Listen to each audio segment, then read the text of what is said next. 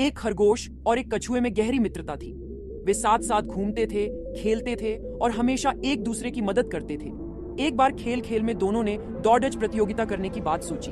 उनको बरगद के पेड़ज तक पहुंचना था। यह पेडेंट वहां से कुछ ही दूर एक गांव के ठीक बाहर था। यह निश्चित हुआ कि जो वहां पहले पहुंचेगा वही विजेता कहलाएगा। दौड़ शुरू हुई।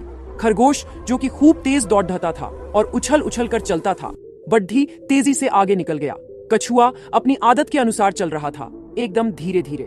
कुछ देर दौड़ ढहने के बाद खरगोश ने पीछे मुड़ कर देखा तो उसे कछुआ दूर तक कहीं दिखाई नहीं दिया।